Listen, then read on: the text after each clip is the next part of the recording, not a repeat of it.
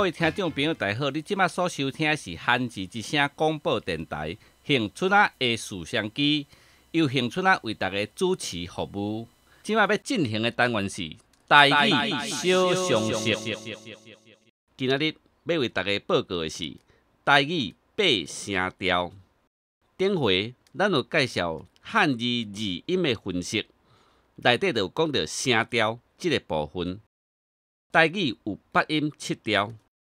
所谓的八音七调，就是第二音甲第六音是同款的声调，所以是八音七调。当然，嘛有人讲泉州音，伊的第二音甲第六音的声调是无同款的，但是这毋是咱要探讨的重点，所以按下不表。来，咱先来练习一遍。第一声，君。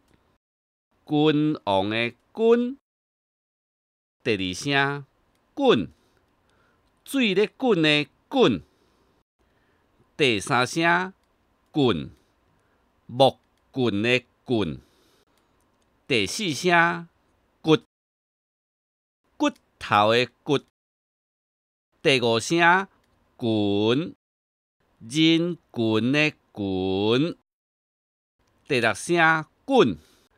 水咧滚的滚，拄则有讲过，第六声的声调甲第二声同款。第七声君，君主的君。第八声骨，骨头的骨。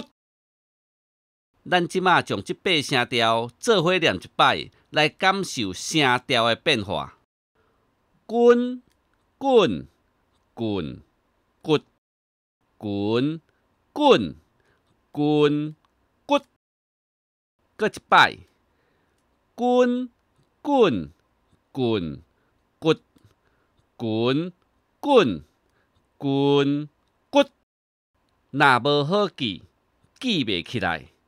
对啦，用口诀啦。衫底裤。看人下偏直，搁一摆，衫底裤看人下偏直，也是即个口诀。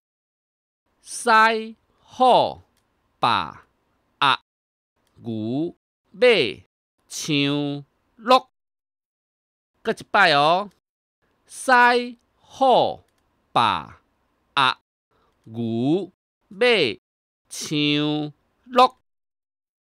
今仔日向大家报告到这。